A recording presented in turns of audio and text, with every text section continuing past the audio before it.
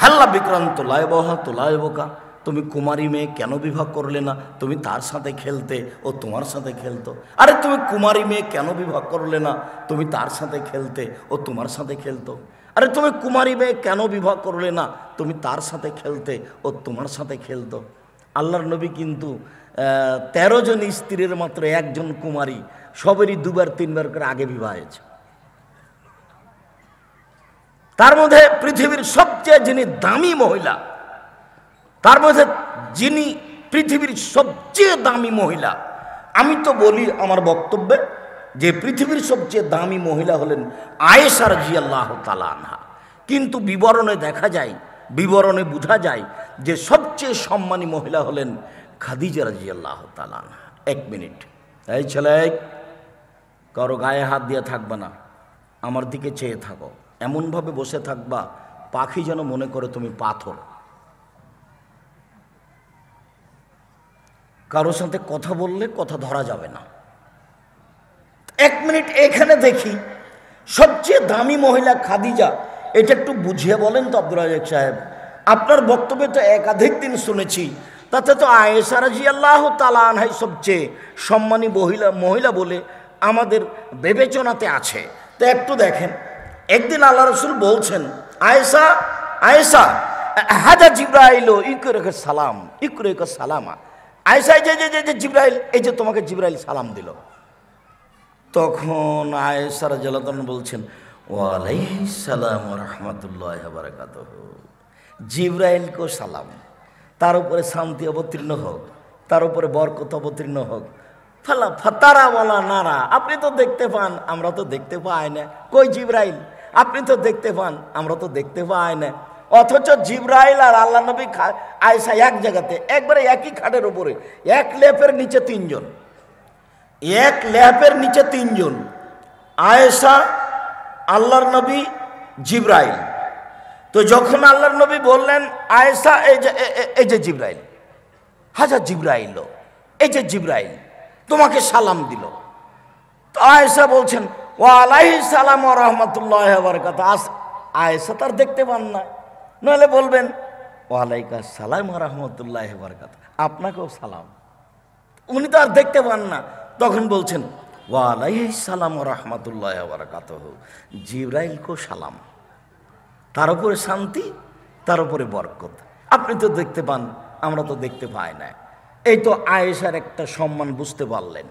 এবার চলেন, আবু হুরায়রা রাদিয়াল্লাহু তাআলা আনহু বলছেন, যা জিবরাইল ইলান নবী সাল্লাল্লাহু আলাইহি সাল্লাম, জিবরাইল আল্লাহর নবীর কাছে আসলেন, এসে বলছেন, হাজি খাদিজা, এই যে মহিলা খাদিজা আপনার কাছে আসছে। মা হে না, তার হাতে একটা পাত্র আছে, ফি দামন, তাতে আছে তরকারি। ওই যে মহিলা আসছে খাদিজা, ওর হাতে একটা পাত্র আছে, তাতে আছে তরকারি। ও যখন আপনার কাছে আসবে, ফাকরা আলাইহা সালামা মিন রাব্বিহা মিন্নি, আসলে তাকে সালাম দিবেন, বলবেন খাদিজা আল্লাহ তোমাকে সালাম দিয়েছে। বলবেন খাদিজা জিবরাইল তোমাকে সালাম দিয়েছে। ওয়াবাশশিরহা বিবাইতিন ফিল জান্নাহ, আর তার জন্য একটা জান্নাতে ঘর বানানো হয়েছে হীরা মুক্তা মাণিক্য দিয়ে, যেখানে কোনো হইচই নেই, যেখানে কোনো কষ্ট ক্লেশ নেই। এই সংবাদটা তাকে দিবেন। একসাথে জিবরাইল 3টা কথা বলে গেলেন। 1, আল্লাহ তাকে সালাম দিয়েছেন। 2, জিবরাইল তাকে সালাম দিয়েছেন। 3, তার জন্য জান্নাতে একটা ঘর তৈরি করা হয়েছে হীরা মুক্তা মাণিক্য দিয়ে, যেখানে কোনো হইচই নেই, কষ্ট ক্লেশ নেই। এবার দেখেন তো তফাৎ দুইজনের মধ্যে।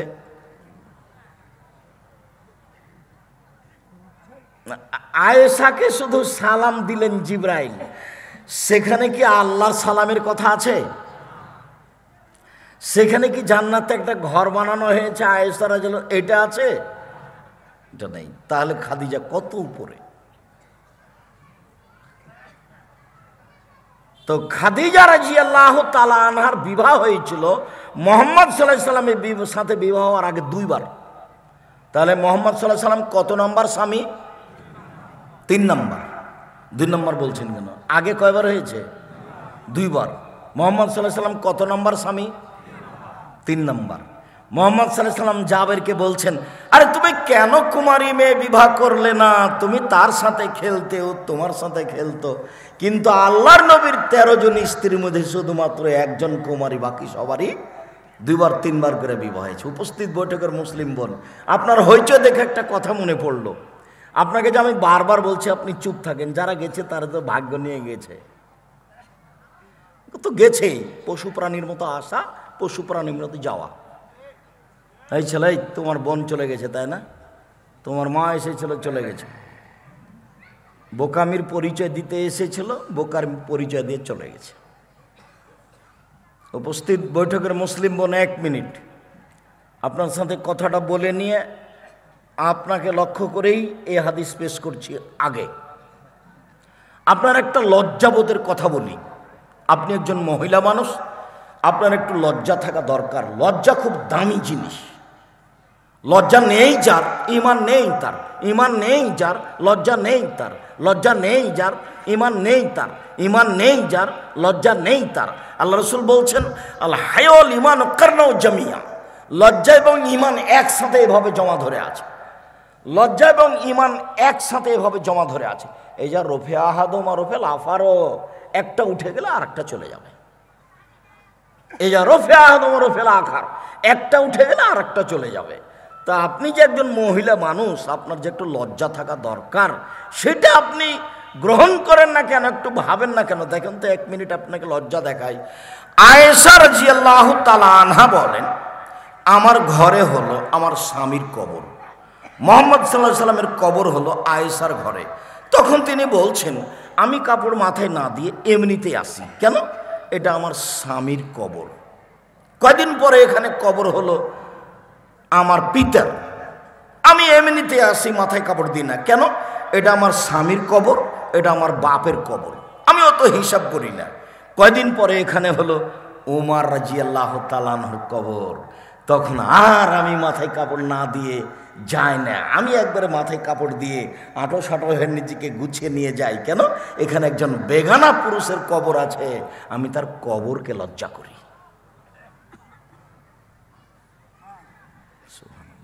আয়েশা কিকে লজ্জা করছেন? কবরকে। যখন ছিল স্বামীর কবর তখন এমনিতেই যেতেন।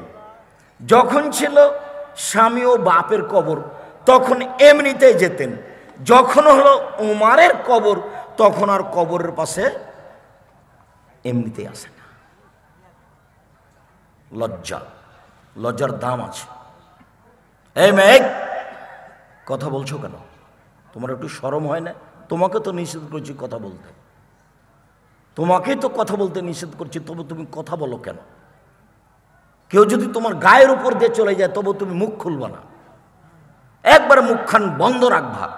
আর একজন তোমার গায়ের উপর দিয়ে চলে গেছে তবুও তুমি মুখ বন্ধ রাখবা। তুমি একজন মহিলা মানুষ, তুমি একজন মেয়ে মানুষ, তোমার একটা লজ্জাবোধের দাবি আছে।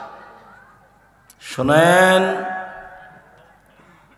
জাবের বলছে, আল্লাহর নবী আমার আব্বা উহুদের যুদ্ধে শহীদ হয়েছেন 9 জন মেয়ে রেখে। 9 জন।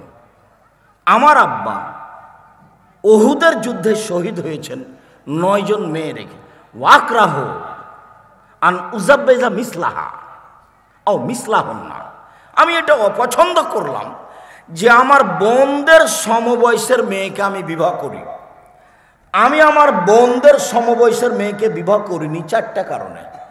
আল্লাহর নবী, আমি আমার বোনদের সমবয়সের মেয়েকে বিবাহ করিনি 4টা কারণে।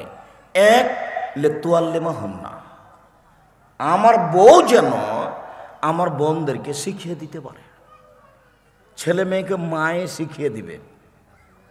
2, বলে তুয়াদ দেবা হন্না, আমার স্ত্রী যেন আমার বোনদেরকে শিষ্টাচার শিখাতে পারে। তোমার মা শিষ্টাচার কি জিনিস সেটাই জানে না। তোমার মাকে জিজ্ঞাসা করে দেখো, আজকে গিয়ে তোমার মা তোমার এই বাপের দাদার সংসারে এসে জীবনে কোনোদিন বিসমিল্লাহ বলে দরজা বন্ধ করেছে? জীবনে কোনোদিন জ্বালানাটা বন্ধ করার সময় বিসমিল্লাহ বলেছে? তুমি তো মনে করছো যে আমার মা ভালো শিক্ষিত, তোমার মা একটা বেঢঙ্গা মহিলা। তোমার মা একটা বেঢঙ্গা মহিলা, ছোট ব্লাউজ পরে, ছোট হাতের পেট পিট দেখিয়ে ছোট ব্লাউজ পরে শাড়ি পরে জাতির সামনে ঘুরে বেড়ায়। আর তোমার মা তো ভোটে দাঁড়িয়েছে, নির্বাচন করে, তোমার মতো ওই ব্যাংকে চাকরি করে, ম্যানেজারের ধাক্কা খায়। তোমার মা তো হাই স্কুলের হেডমাস্টারই করে, প্রাইমারি স্কুলের শিক্ষিকা, 2 মাস 3 মাস পর পর প্রশিক্ষণে যায়, আরও পুরুষের সাথে বসে বসে গল্প করে। তোমার মা নাকি পরেশগার মহিলা, ধর্ম পাগল হয়ে গেছে। তোমার মা লজ্জা বেঁচে খেয়েছে, তোমার মা লজ্জা বেঁচে খেয়েছে। ধর্ম তোমার মায়ের কাছে পাগল হয়ে গেছে, তোমার মা নাকি লজ্জা বেঁচে খেয়েছে। জোর করে তোমার মাকে ধর্ম মানতে নিষেধ করো, এটা ধর্ম নয়। ঈমান যত বেশি হবে পাপ তত কম হবে, ঈমান যত কম হবে পাপ তত বেশি হবে। তোমার মা বোরখা পরে থাকে এ কথাই ঠিক, তোমার মা 5 ওয়াক্ত নামাজ পড়ে এ কথাই ঠিক, তোমার মা প্রেমের গল্প করে এ কথাও ঠিক। তোমার মা লজ্জা বেঁচে খেয়েছে। এটা ধর্ম নয়, এটা ইসলাম নয়, এটা শিষ্টাচার নয়। প্রায় মানুষের হাতে, যত মানুষের হাতে বড় মোবাইল আছে, 1999 জন পুরুষ নারী এই মোবাইলে জেনা করে। এই মোবাইলের অপর নাম হলো জেনা, এই মোবাইলের অপর নাম হলো নিশা।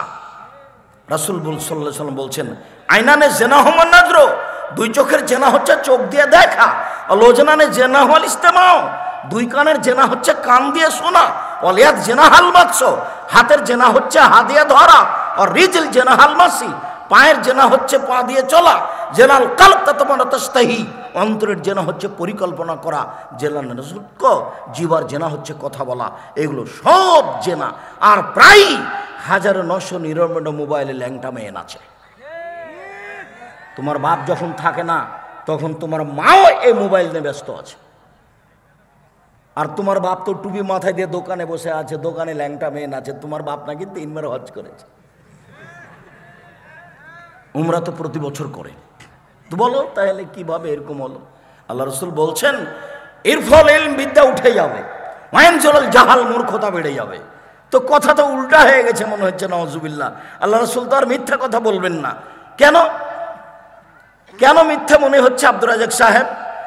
20 বছর পূর্বে আটমূল গ্রামে যত শিক্ষিত মানুষ ছিল আজকে তার চেয়ে বেশি না কম? বেশি। তাহলে আল্লাহ নবী মিথ্যা কথা বলেছেন, নাউজুবিল্লাহ মিন জালিক। আল্লাহ নবী বলেছেন বিদ্যা উঠে যাবে আর মূর্খতা বর্ষণ হবে। আমরা তো এখন দেখছি বিদ্যায় বেড়ে চলেছে। তাহলে কি দিয়ে বিদ্যা উঠে গেল আর মূর্খতার কথা বুঝতে পারলাম না? কেন তুমি বুঝতে পারলে না? আমার তো একটা উদাহরণ তোমার দিনের মতো জানা আছে, সেটা হিসাবে তো বুঝে নেওয়া দরকার। এই যে শিবগঞ্জ থানার শিবগঞ্জ উপজেলার একটা খুব মেধাবী ছেলে লন্ডন থেকে পড়ে এসেছে, পিজি হাসপাতালের ডাক্তার, 3 লক্ষ টাকা মাসে বেতন। সেদিন গ্রামের বাড়ি এসেছিল, গ্রামের বাড়ি এসে গাড়ি থেকে নামলো, তো দেখা গেল দাড়ি চাঁচা আছে, গলায় টাই আছে, প্যান্টটা টাকানোর নিচে আছে, হাতে সিগারেট আছে। এইভাবে গাড়ি থেকে নামলো। কিছুক্ষণ পরে দেখা গেল গাড়ি থেকে বৌমা নামলো, গায়ে হালকা হালকা কাপড় আছে। কিছুক্ষণ পরে দেখা গেল যে নাতনি, ছেলের ঘরের মেয়ে গাড়ি থেকে নামলো, গায়ে কোনো তেমন কাপড় নেই। কিছুক্ষণ পরে দেখা গেল গাড়ির পিছন দিকে কুকুর আছে। আপনি বলেন যেটা আমার শিক্ষিত ছেলে, আপনিও পাগল, বেটাও পাগল। তারপর আপনি খোঁজ নিয়ে দেখেন 3 লক্ষ টাকা মাসে বেতন।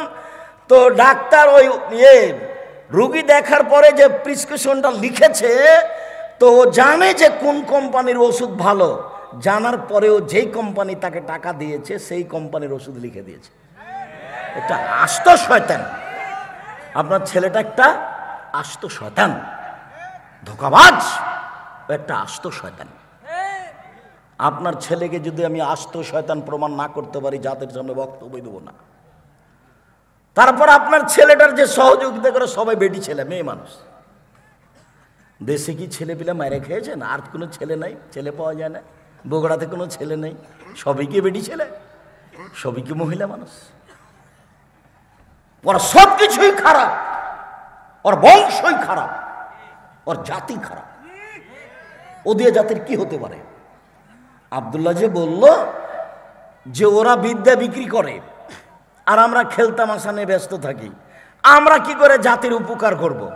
তা আজকে বলেছি কিনা, একদিন শুনছিলাম বক্তব্য, তো বলছে যে আগে মাকে সংশোধন হতে হবে, মাকে এমন পরহেজগার হতে হবে যে মা দিন রাত স্বপ্নে দেখবে, ভাববে আমি একটা সালাহুদ্দিনের মতো, সালাহুদ্দিন আইয়ুবীর মতো সন্তান জন্ম দিতে চাই জাতির সামনে, যে জেরুজালেমকে পুনরায় হাসিল করবে, অর্জন করবে, যে অন্যায়ের বিরুদ্ধে লড়তে পারবে। আমি এরকম একটা সন্তান জাতির সামনে পেশ করতে চাই। তো এই মহিলা, আপনার স্ত্রী, ও কি দিয়ে এটা ভাববে? ওর হাতে আছে মোবাইল, তো মোবাইলটা কোনো সময় ছেলের হাতে দেয়, দিয়ে বলে বেটা তুমি গেমস দেখো, আর ও তখন ওই ইন্ডিয়ান গান নিয়ে ব্যস্ত থাকে। তো আর ছেলে তখন ও দেখে, গেমস খেলা দেখে। অথচ আল্লাহ রাসূল বলছেন মান লাইবা বিনারদিসির ফাকাদ আদখালা ইয়াদাহু ফি দামে খিনজির। কেউ যদি চৌসার, ছক্কা, লুডু, দাবা, পাঞ্জা, ক্যারাম বোর্ড, তাস, গেমস এসব খেলায় অংশগ্রহণ করে, সে তার হাতকে শরীর রক্তের মধ্যে ডুবিয়ে দিল। তো এই মা ভালো সন্তান জন্ম দিবে, এটা আপনি কি করে বুঝলেন? এর সন্তান যদি বড় শিক্ষিত হয়ে যায়, তো ওই কোম্পানির ওষুধ লিখবে যে কোম্পানি তাকে টাকা দিয়েছে প্রায়। আর ও জানে যে এ রোগীর তেমন কোনো অসুখ নেই, ও 4-5টা চেয়ে দিয়েছে, টেস্ট দিয়েছে, ও টাকা লুটে খাওয়ার জন্য। ওরও একটা কমিশন আছে। তো এটা কোনো শিক্ষা হলো? এই শিক্ষা বাদ দিতে হবে। ওই শিক্ষা ছেলে মেয়েকে দিতে হবে যে শিক্ষাতে জাতির উপকার হবে, জাতির ক্ষতি হবে না। আপনার টাকাটাই লস, জবাব আমি দিব। 3, আমার স্ত্রী যেন আমার বোনদের মাথার চুল চিরুনি করে দিতে পারে, মাকে বাচ্চাকে পরিপাটি করে রাখতে হবে। 4, বলে তাকুম আলাইহিন্না, আমার স্ত্রী যেন আমার বোনদেরকে পাহারা দিতে পারে। 4টে। 1, আমার স্ত্রী যেন আমার বোনদেরকে শিক্ষা দিতে পারে।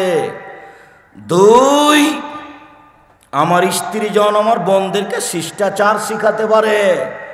3, আমার স্ত্রী যেন আমার বোনদের মাথার চুল চিরুনি করে, সাজগোজ করে, পরিপাটি করে রাখতে পারে।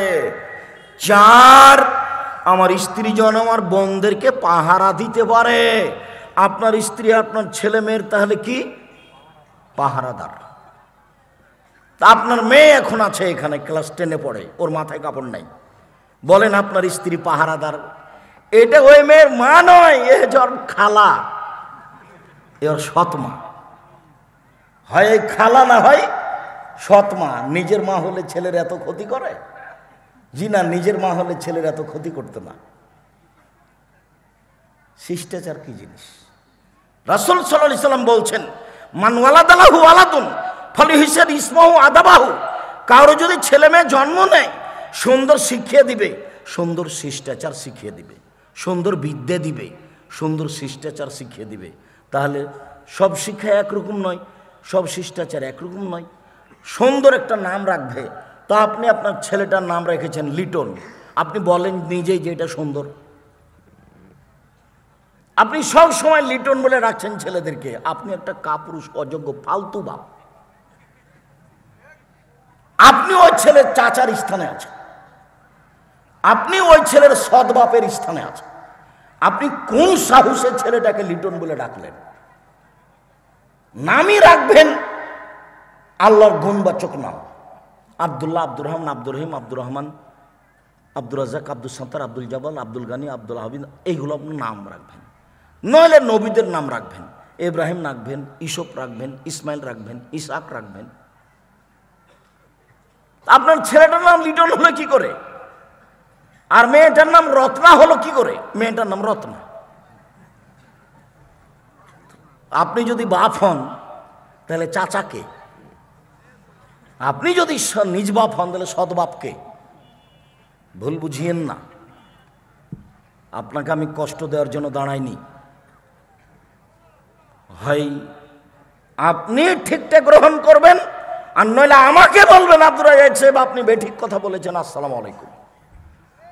33 বছরে কোনোদিন অপ্রয়োজনীয় কথা বলিনি, 33 বছরে কোনোদিন অপ্রয়োজনীয় কথা বলিনি, 33 বছরে কোনোদিন কেসা কাহিনী বলিনি, 33 বছরে কোনোদিন মানুষের কাছে পথ খরচ পাথেও চাইনি।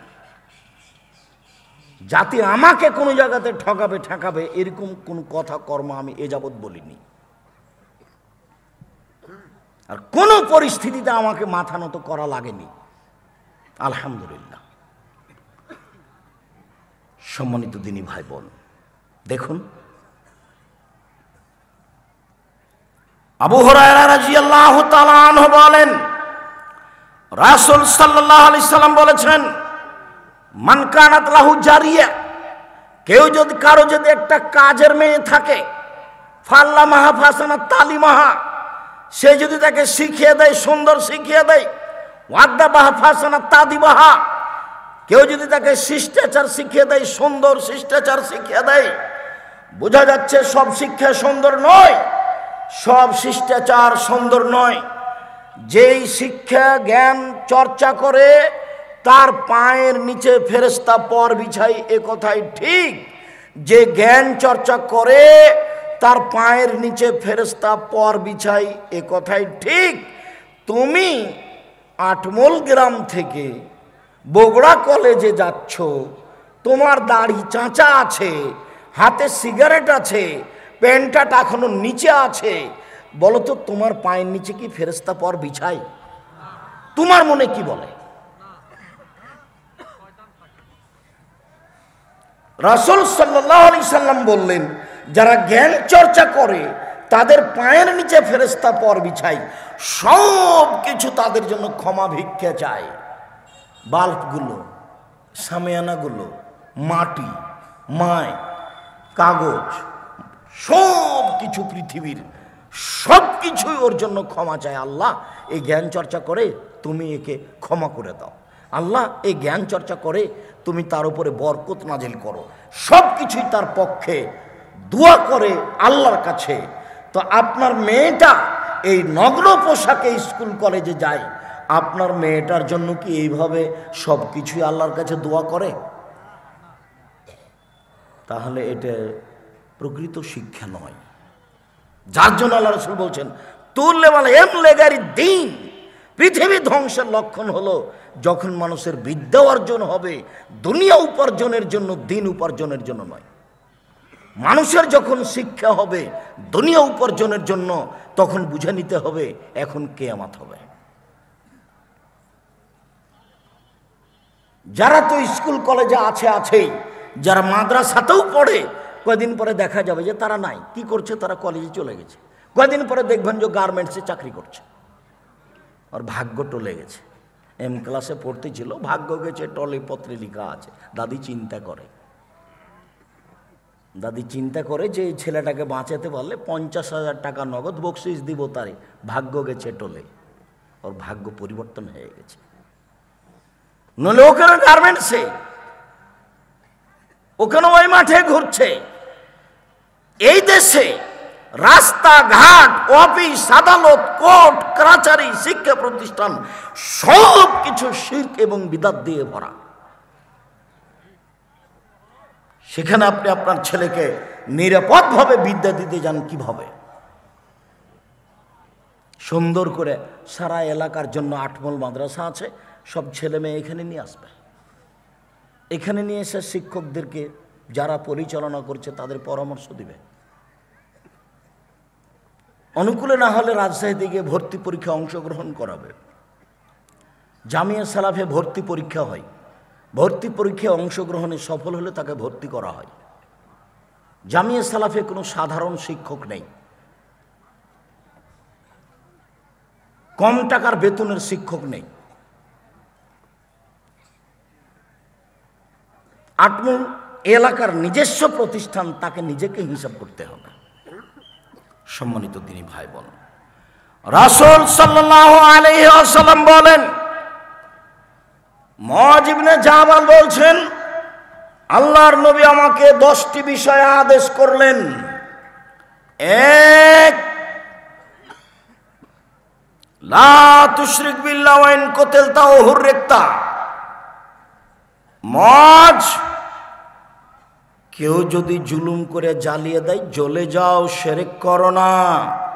মুআয, কেউ যদি জুলুম করে হত্যা করে নিহত হয়ে যাও, শিরক করো না।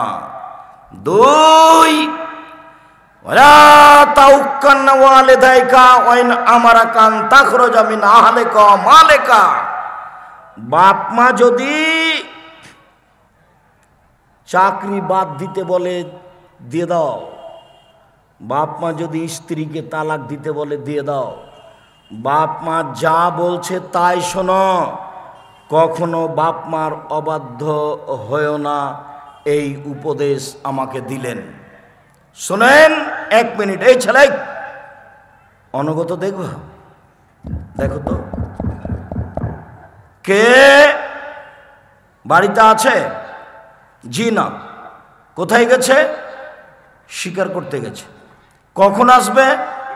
সন্ধ্যায়। কেমন আছো? খুব একটা ভালো নেই। আচ্ছা আচ্ছা আচ্ছা আচ্ছা, ঠিক আছে, আসলে সালাম দিও আর বলিও চৌকাঠ পরিবর্তন করতে বলেছে। তো সন্ধ্যার সময় দরজাতে আসতেই বুঝতে পেরেছেন আব্বা এসেছিলেন। কি ব্যাপার, কেউ এসেছিল নাকি? জি, একজন বৃদ্ধ মানুষ এসেছিলেন। কি বললেন?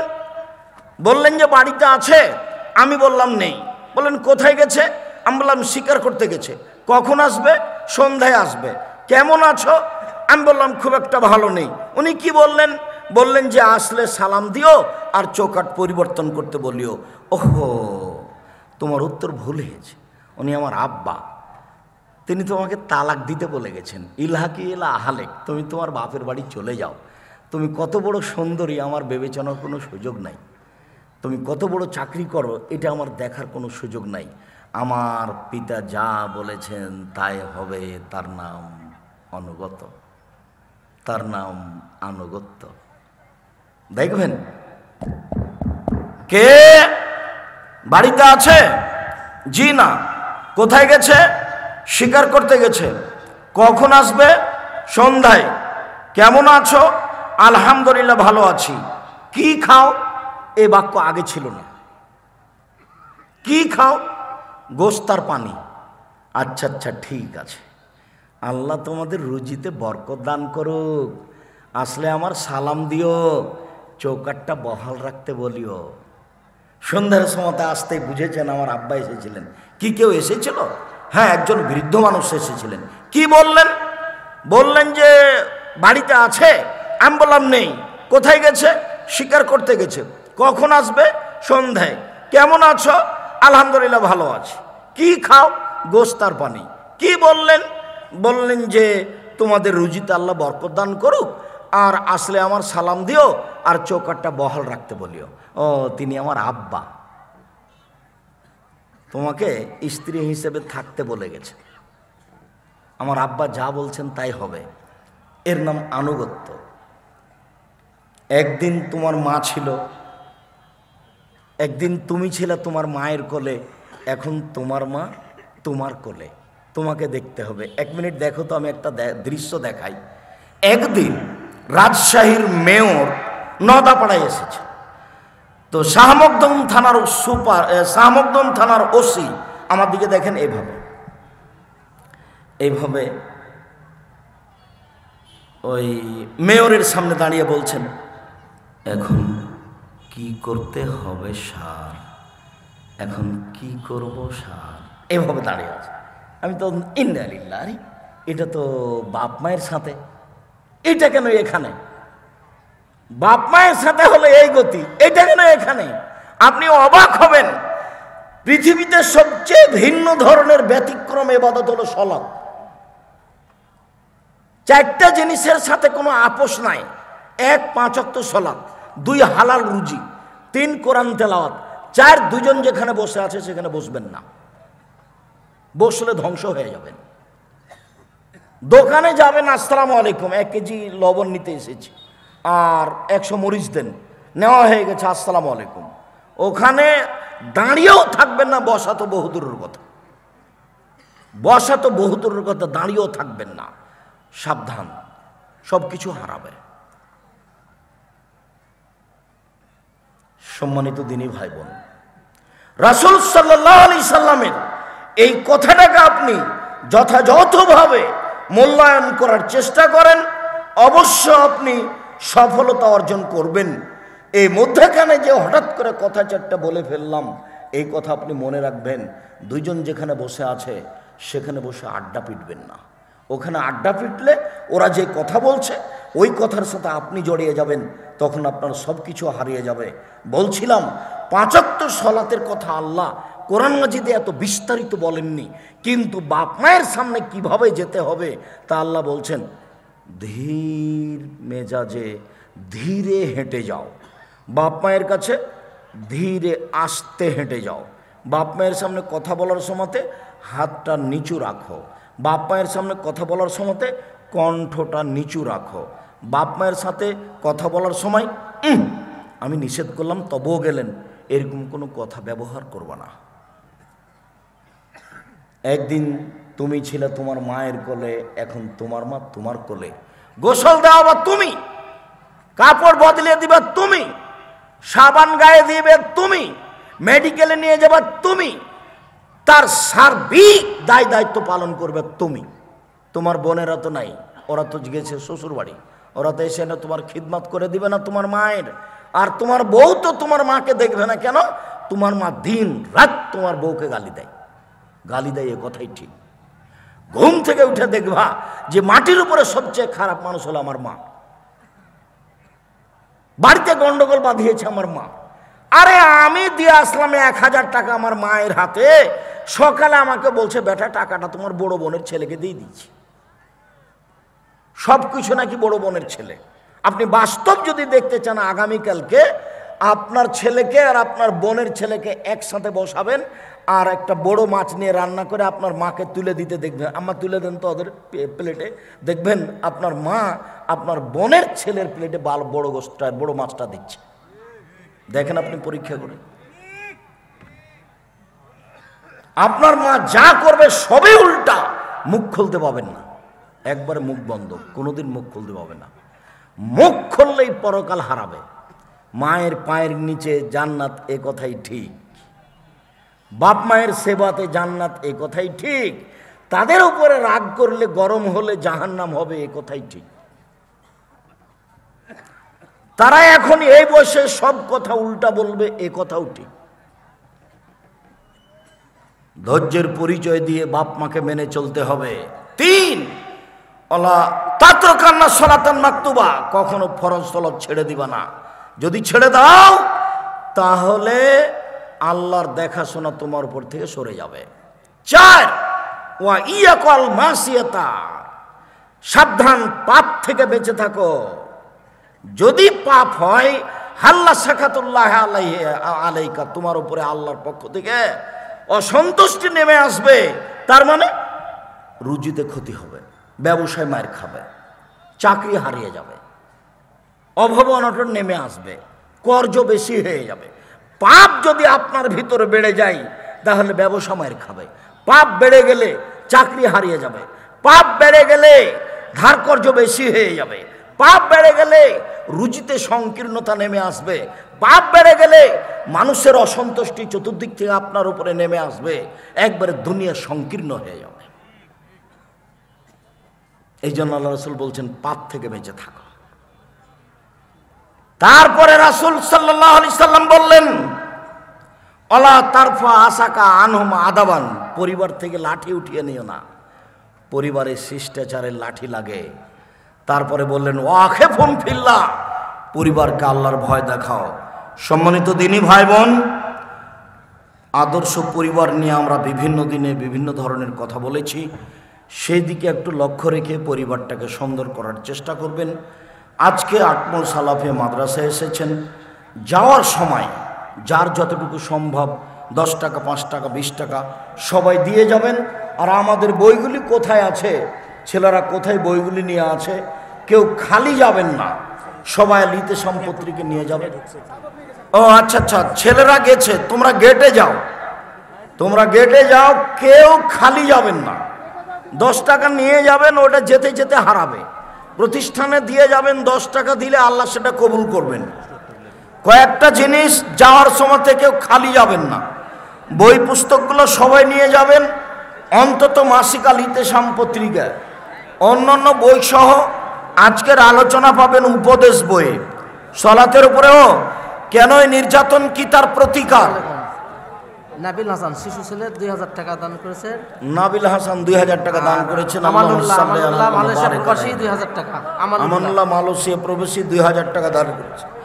আল্লাহুম্মা সাল্লি আলাইহি ওয়া বারিক আলাইহি, বারাকাল্লাহু ফি আলিকুম।